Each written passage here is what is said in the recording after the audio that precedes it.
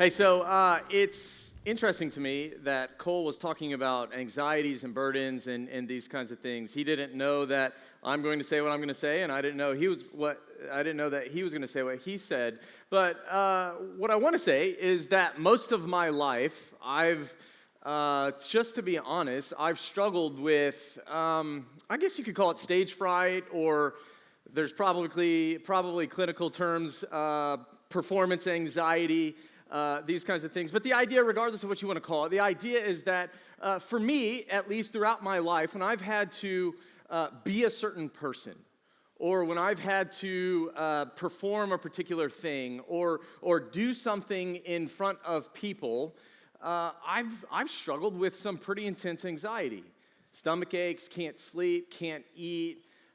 Those times for me often become times where I believe lies about myself, self-doubt creeps in, on and on. And so the way that this has looked kind of throughout my life, just to give you some examples, when I was a little kid, I loved to play sports, played lots of sports, but I played baseball, and I think baseball was the first time as a little kid that I realized that I had anxiety, or at least that at times I struggled with anxiety. I remember as a little kid, I was an infielder. I played second base pretty much my whole life.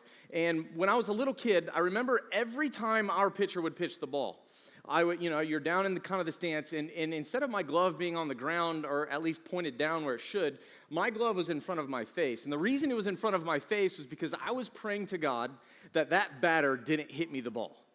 Now, it was probably silly at the time. It's kind of a silly kid doing a silly thing, praying to God, oh, isn't that cute that he doesn't get the ball? But for me, I was legitimately terrified. Like, I thought, I was convinced, I was pretty good actually, but I was still convinced that if the batter hit me the ball, I was going to somehow blow it and look stupid in front of everyone that was there. All right, fast forward, middle school and high school. Middle school and high school for me, I don't know why, it just felt like kind of one giant performance. Particularly with my teachers, I wanted to impress my teachers. I felt kind of this intense pressure at times to be a certain kind of student. And I wasn't good in every subject, and so the subjects that I wasn't very good in, you know what I did? I cheated a lot. I mean, literally cheated to get through classes, but I did it because I was so concerned about what teachers thought of me. Not obviously if they knew that I was cheating, but that I was smart enough to get good grades in their class. Now, there's some irony right there, right? Like I was cheating in order to appear good. Fast forward to college. College is probably for me where, at least up to this point in my life, this anxiety kind of peaked. It was my junior year. I was president of my fraternity. I loved being involved in Greek life. I was president of Farmhouse.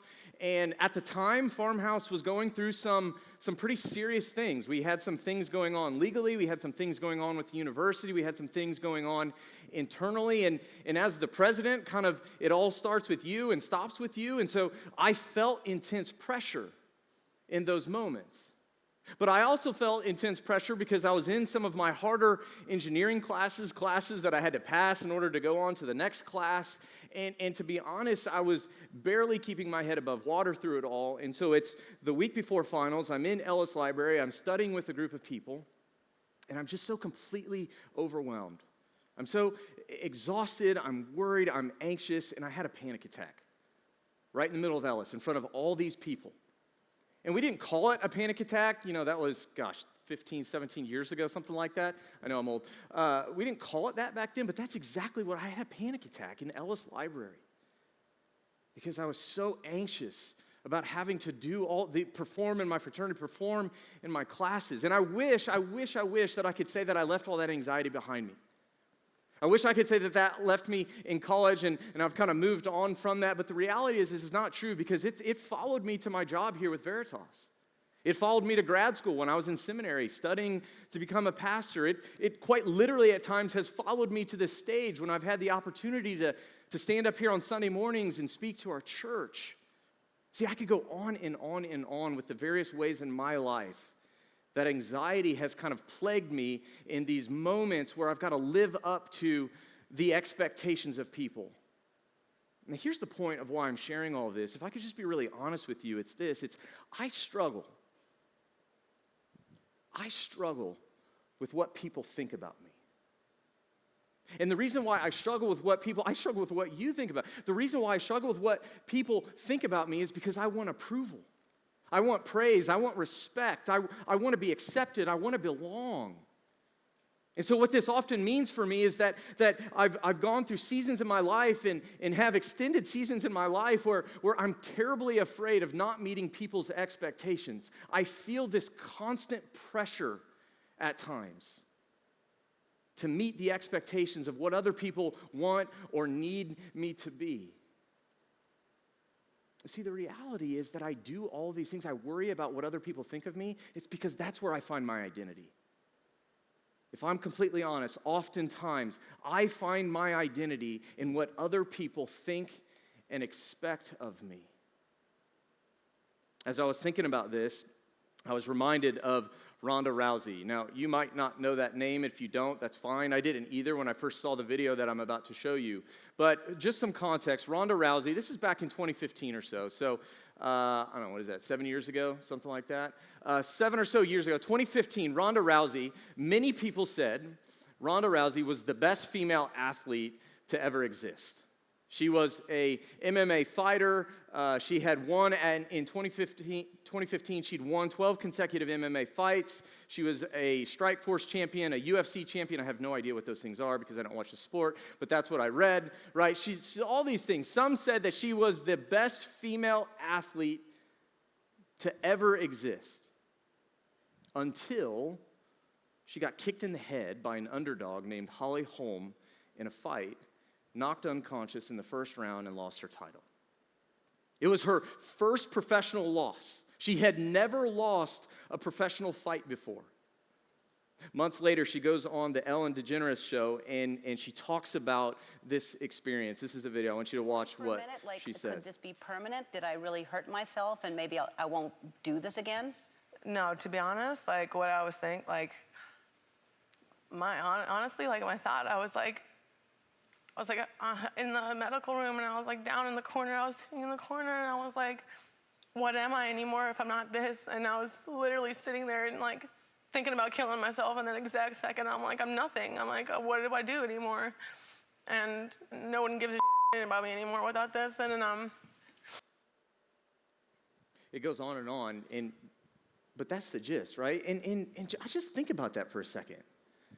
It's her literal only loss. One of the best athletes in the world. And after the fight, she's sitting in a training room thinking about killing herself, wondering to herself, what am I anymore if I'm not this? What am I anymore if I'm not this? See, being a winner, that's who Ronda Rousey was. That's what people expected of her. But when she lost that, when that was taken away from her, what did it leave her with? It left her with an identity crisis. She says, what? But really she's asking, who am I anymore?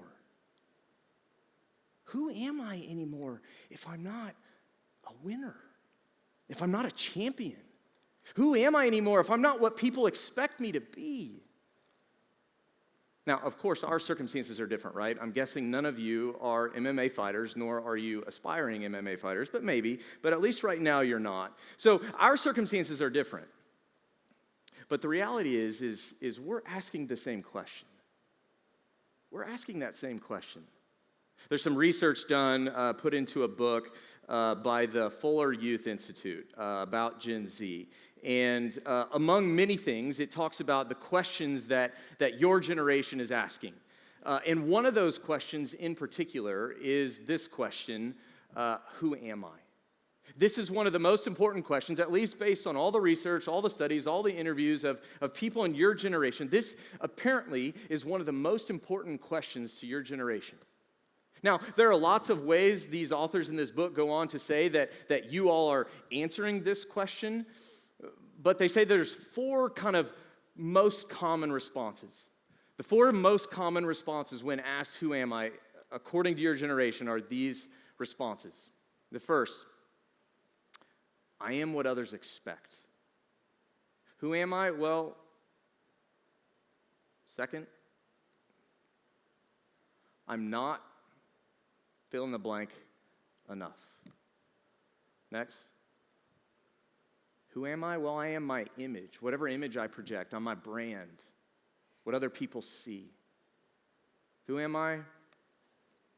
Well, I'm more than my label. I'm more than what other people say about me. Now, I think that there's a lot here.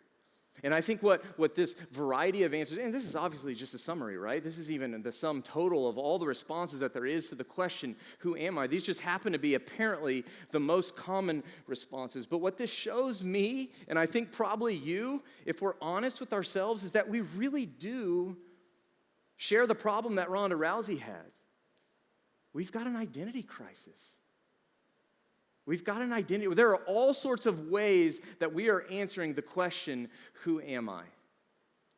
And so because that's true, Alex mentioned this last week. Because that's true, that's just what we want to talk about. And so for the next 4 weeks, just to give you this is what's coming, for the next 4 weeks, we're just going to walk through each of these things. And we're going to talk about why do we feel this way? What is our culture, what messages are our culture giving us that reinforce these ideas? But more importantly, let's compare it and contrast it with what Jesus has to say in the Bible. Okay? So tonight, we're going to look at the first one. I am what others expect. Who am I? I am what others expect. This is the most common response, according to all the research on your generation, in answering the question, who am I? And for me, what it does is it highlights this tendency that I think that we all, at least in part, have, kind of like I mentioned earlier. We look for identity in what other people want or need us to be. Or to say it a little bit differently, we feel pressure to live up to the expectations of other people. You feel pressure to live up to the expectations of people around you. I feel pressure to live up to the expectations because we look for our identity in other people and what they think. Simone Biles, she's a good example of this. If you remember a few years ago, the 2020 Olympics held in 2021 because of COVID. If you remember Simone Biles' story, right? Simone is one of the most decorated gymnasts in U.S. history. High expectations. Everybody thought Simone Biles was going to kill every event that she did, but it comes out that Simone, she had to withdraw from several events because of, she said, mental health. The expectations, the pressure of performing, it got so great in her life that she said she didn't think that she was healthy enough to compete safely. And so while all this is unfolding, everybody kind of has their opinion. Some good, some bad, some good things, some bad things, saying all of this, the world is watching, right? This is a worldwide event. Everyone is watching the Simone Biles story, U.S. gymnastics. And what's interesting to me, in the midst of it all, she sent out a tweet that I think is pretty telling. This is what she said. She said, "The outpouring of love and support I've received has made me realize that I'm more than my accomplishments in gymnastics, which I never truly believed before." Now that's interesting, isn't it? I mean, probably should say it's also kind of sad, right? This is one of the most decorated female gymnasts in history. She kills everything that she does. But it wasn't until this moment where she had to withdraw and she had to get affirmation that that was okay, that she realized that she was more than her accomplishments, that she was more than gymnastics, that she was more than what people expected of her. Brett Favre, famous quarterback, Green Bay Packers, at least most of his career, he kind of once famously said this. He said, "You're only as good as your last pass." You're only as good as your last pass. You can be great. You can be a future Hall of Famer. You can throw an unbelievable 70-yard touchdown, but the next play, if you get sacked and fumble the ball and the team goes the other way and scores a touchdown, that's what they remember. You're only as good as the last thing you... See, what's interesting about these two is you've got high-level athletes, right? The best at what they do, admitting their struggle to live up to the expectations of the crowd, acknowledging the tremendous difficulty, the tremendous pressure that they felt to perform in front of an audience. Now, of course, you don't have to be a professional athlete. I'm using all these professional athletes. You don't have to be a professional athlete to feel that kind of pressure, do you? I've already said that many of us, maybe all of us to some extent, we feel that. We feel the pressure that comes with high expectations. We feel what it's like when people have expectations for how we act. We feel that pressure that comes when it seems like everyone around us is watching every move, watching how we live, watching how we act, how we talk, what we say. You see, I say we, I feel that. I'm guessing you do too, and I think it's okay for us to admit that that's hard. That it's hard to walk around feeling like you've got to constantly live up to the expectations of other people. It's hard, isn't it? So that book that I mentioned earlier about Gen Z, those authors, they are talking to people like me and older, and they're saying, hey, this is for you old people, this is what it's like to be a life in the day of Gen Z. They say, imagine that you're having to perform a play in front of a packed theater, in front of a packed crowd, in front of a packed audience. Because this is what it's like to be in the life of a Gen Z, a day in the life of a Gen Z person. Right? They're performing a play in front of a packed audience, and on one side of the auditorium, you've got immediate family, and you've got surrounding family, and you've got extended family.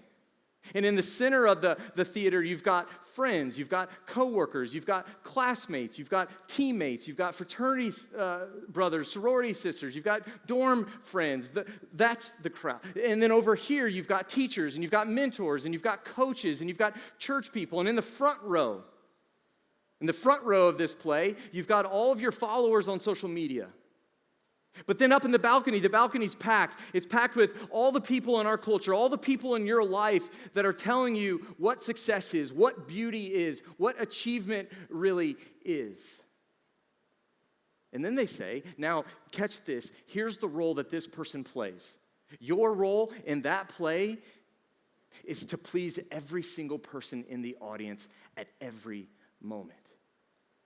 That's what they say. I don't know why I'm telling you about what it's like to be like you, but that's what they're saying, that it's like to be like you. That's what it's like. And see, I read that, and I say this with empathy, not judgment. I read that, and I think to myself, gosh, Kyle, no wonder this generation, which, by the way, it's not just your generation, but your generation in particular, gosh, Kyle, no wonder this generation is struggling with an identity crisis. It's no wonder. I don't mean that with judgment. I mean that with empathy, because it has to be exhausting. It has to be exhausting. Cole said this earlier. Some of us are here tonight and we're exhausted. My guess is part of why you're exhausted is because you're constantly having to please every single person in the audience at every moment of your life. And you're tired of it. I read Elon Musk the other day. You probably know Elon Musk. He said that he's trying to be in the habit of constantly exceeding people's expectations, right? He's making it a life goal for himself that he wants to consistently meet other people's expectations or exceed. And, I thought to myself when I read that, I was like, that's probably a good thing for a guy who runs Twitter, for a guy who's trying to send people to Mars, for a guy who's trying to, self-navigating vehicles, Tesla and all this stuff. It's probably a good business idea to want, as the CEO of those companies, to exceed customers' expectations. But I also thought to myself, you know what? That must be a pretty miserable way to live life. That guy has to be miserable at times, trying to live in a way that is constantly, consistently exceeding people's expectations. Constantly feeling like he's got to live up to what people think that he needs to be, what he needs to do. Constantly thinking that feeling like he's got to make choices based on what other people want him to be or want him to do. Constantly worrying about what other people think that he should be doing or what he should be saying or what he should be fill in the blank. You see, it's exhausting. It really is. It's exhausting, and it's more than exhausting. It's completely overwhelming. which is why, again, to connect to you all, I think Q stats, right, on burnout and anxiety and depression that is just ravaging your generation right now.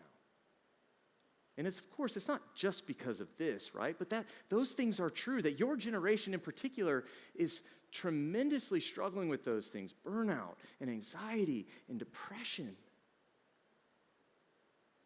I don't want to rush past that. I want to lean into this a bit because I know those things are real, right? And they're really bad.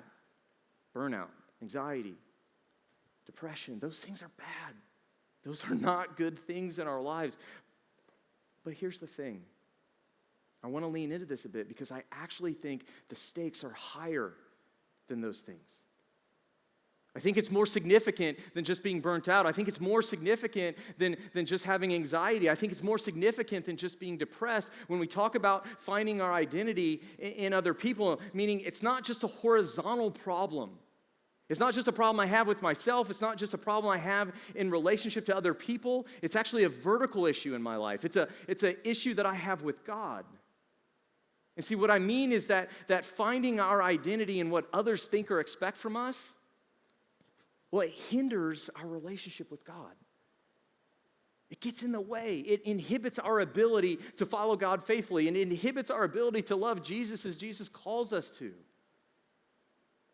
Let me show you an example from Scripture. So, Gospel of John. John is one of the 4 biographies written about Jesus in the Bible. John is one of the 12 disciples, followers of Jesus, closest followers of Jesus, and he's kind of even in on a more inside circle. John is one of Jesus's good friends, close buddies, and he says this, John chapter 12, verse 42.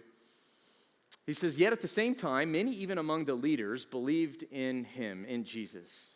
But because of the Pharisees, they would not openly acknowledge their faith for fear that they would be put out of the synagogue. For they loved human praise more than they loved praise from God." So what's going on here? There's a little backstory. Let me catch you up. So, I don't know, 5, 6, 7 verses before this, John is writing, and he's saying to this audience, he's saying, look, in spite of all the things that Jesus is doing, Jesus is well into his earthly ministry at this point. He's performing signs that point to his deity, the fact that he's God, he's doing miracles, he's doing all these things, and yet in spite of all these things that people are seeing, people are experiencing, people are witnessing, they don't believe. Right? They can't put their faith in him. There are people that aren't willing to trust that Jesus really is who he says he is. And yet, then John, a few verses later to our verses, he says, but well, actually there are some. There are some leaders. So people who in Jesus' day that had authority, clout, social clout, respect, power, etc. Right? There are some, John says, who are kind of increasingly believing that Jesus really is who he says he is. At the same time, some of them started to believe in him, but, John says, there's a problem. And the problem is that they wouldn't openly acknowledge their faith. They wouldn't publicly confess their allegiance to Jesus. Why? Well, it says right here, they were afraid. Afraid of what? Well, it says they were afraid that they would be put out of the synagogue, that they would be kicked out of the synagogue, which for them meant that they would be kicked out of their peer circle. So they would lose respect, and they would lose some of that authority, and they would lose some of that power, and they would lose some of what other people thought of them, and they would lose some of their friends. And so here you have a group of people who are starting to believe Jesus, but there's a kink in that, right? There's a problem. They're afraid of being kicked out. In other words, John says they love human praise more than they love praise from God. They didn't want to lose the respect. They didn't want to lose the friend. They didn't want to lose the power. They didn't want to lose the sphere of influence that they had if they would have openly confessed, openly acknowledged their faith in Jesus. We can kind of imagine that if that were the scenario, if they were to confess Jesus publicly, and then they were kicked out of the synagogue, out of the church by the religious leaders, the Pharisees, that they might be thinking the same thing that Ronda Rousey felt in that training room after the fight, thinking to themselves, they've been kicked out of the synagogue, they're sitting there and they're wondering, what am I anymore if I'm not this? Who am I anymore if I'm not a part of this group, if I don't have this authority, if I don't have these friends, if I'm not blank? See, finding their identity in what the religious leaders expected of them, thought of them, well, I want us to see it hindered their ability to follow Jesus. It hindered their ability to publicly follow Jesus. And the same warning is there for us, right? That when we put our identity in what other people think of us, it's going to actually get in the way of us being able to follow Jesus. Certainly publicly, but not just that. John goes even deeper. Earlier in John chapter 5, this is what he says. This is Jesus talking to a group of people.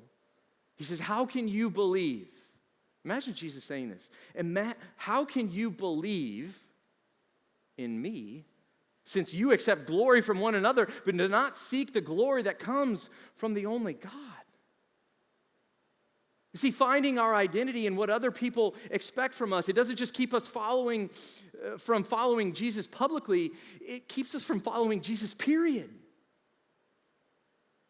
Jesus says here, he says, how can you believe that I'm God if you're too busy living your life as if people are God?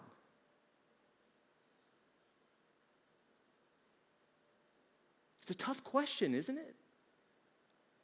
I mean, it should cause us to pause and say, am I doing the same? Am I walking around in my life? Am I being hindered from a relationship with God because I'm too busy treating people like their God? I want the glory that comes from people, not the glory that comes from God. I want the praise that comes from people. I want to live up to the expectations of people, not live for God. See, I think we need to consider that question because Jesus is saying that to them, but he's saying it to us. And so I want to go back to John chapter 12 real quick because for these religious leaders, the thing that they were afraid of was what the Pharisees thought. The thing that they were finding their identity in is what the Pharisees expected of them. But what happens if we pull that word out? That's written to them. What if we pull this word out, what would we replace that with? What would it be for you? Maybe a different way of asking it is who would it be for you? But because of my classmates, I wouldn't openly acknowledge my faith in Jesus. Because of my teammates, because of my girlfriend or my boyfriend, because of my fraternity brothers or sorority sisters, because of my coaches, because of my professor, because of my family. What is it for you? Who is it for you? If you're honest with yourself, that is hindering your walk with Jesus. Chris Martin, lead singer of Coldplay. I love Coldplay. I'm a millennial, so I can say that. He, years ago, this is probably 2 years ago at this point, was doing an interview with BBC. And it was an interview. They were asking him, they said, hey, what's it like? Like, you're traveling the world. You're used to traveling the world. All these shows, all this money, all this, attention, et cetera, et cetera. But, we've got this pandemic, and now you're in lockdown. Like, what's that been like? And I think it's interesting. This is what he says. He says, last year was quite an eye-opener. I was like, who am I without Wembley Stadium saying, you're awesome? Now, here's a guy who, he's played, thousands of shows in front of millions of people, 9-figure net worth, superstar musician, nothing he can't have, can do whatever he wants. And yet in this really honest moment, he wonders out loud, he says, who am I without thousands of people screaming? That picture where he's like, He wants it. Like, who am I without thousands of people screaming, "You're awesome"? Who am I? It's the same question that we've got to ask, right? Who is it for you? Who is it in your life that you are wanting to hear, "You're awesome. I accept you. I approve of you"? Who is it? Whose praise, whose approval, whose expectations are you trying to live up to? Who in your life, what scenario in your life is it that you feel this pressure to meet this expectation of what they think that you should be or what you need to be? And here's a different question. What happens when you get that? Some of us have gotten those things, right? We've gotten the thing that we're chasing. Some of us haven't. I wonder, though, what is it like? How's it going for you chasing that constantly? How's it going living that way? Like, you've got to constantly meet that expectation. You've got to constantly have the praise. You've got to constantly have someone in your life telling you you're awesome. Well, okay, here's a different. What happens if you get it and it goes away? What happens if you get it, but then you lose the fight? What happens if you get it, but you can't live up to the moment? What happens if you get it, but then you throw a bad pass, and that's the pass that they remember? What happens if a pandemic forces you to not be able to do the thing? What happens? You just start all over again? Just keep trying, find something new, look for a new thing to find the... It's exhausting, isn't it? It's so tiring, and I think if we're honest, overwhelming living like that. And so what I want to ask is, what if instead of looking to ourselves or looking to other people for our identity, what if we turn to God and look for an identity not based on anything that we do for other people, but we look to God for an identity that's given to us on the basis of what Jesus has done for us? It's not an identity based on what you do, it's an identity based on what Jesus has done for you. 1 Peter 1, picking up in verse 3, "Praise be," Peter writes, "to the God and Father of our Lord Jesus Christ. In his great mercy, he's given us new birth into a living hope through the resurrection of Jesus Christ from the dead and into an inheritance that can never perish, spoil, or fade." Music team, you guys can come back. See, what I want to say is that Jesus gives us an identity. What this verse tells us, Jesus gives us an identity. Jesus gives you, you're looking for an identity. Jesus is giving you, Jesus is offering you an identity that can never be taken away. And the best part about the identity that Jesus wants to give you is that you didn't do anything. You don't have to do anything. Not a single thing to earn it. And so what that means is that in college, you can get off this hamster wheel of trying to be what other people want you to be. You can get off this hamster wheel of feeling so stressed and all this pressure because you're having to constantly perform this play in front of all these people and please everyone all at once. You can get off the hamster wheel and instead you can rest. There's that word Cole also said. We sang about it earlier. You can rest in what God says about you, in who God says you are, a child. You are a child of God if your faith is in him, an heir to all he has, and all you could ever want forever because of Jesus. So last thing, there's this author, Os Guinness. He's long gone at this point. He said this at one point in a book. He said, most of us, whether we're aware of it or not, we do things with an eye to the approval of some audience or the other. The question is not whether we have an audience, but the question is, what audience do we have? And if I could leave you with one thing to continue thinking about tonight, it would be that. It's not a matter of it's not a matter of do you have an audience, right? The problem is not that we have an audience. The problem is that we tend to live for the wrong audience. And so I want you to think about that, not just right now, but when we leave. What audience are you living for? I mean, be real honest with yourself. Maybe be real honest with God. What audience is it that you're living for in your life? Maybe share that with a friend. Pull someone into that. Is it an audience of people? Or is it the audience of the one true God who has an identity for you as his child because of Jesus that will never fade, will never perish, will never spoil? Let's pray.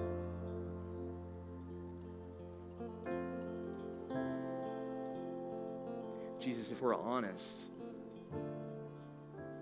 we're a mixed bag.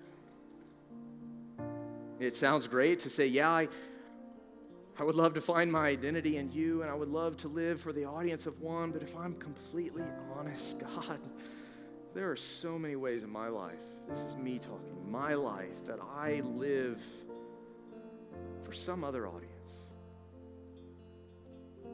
Live for the expectations people have. I live for the expectations I have for myself. But God, I'm tired of that. And I'm guessing my friends here tonight are tired of it too. And so I pray that you would encourage us. Reveal to us, Jesus, the ways in which we aren't living for you.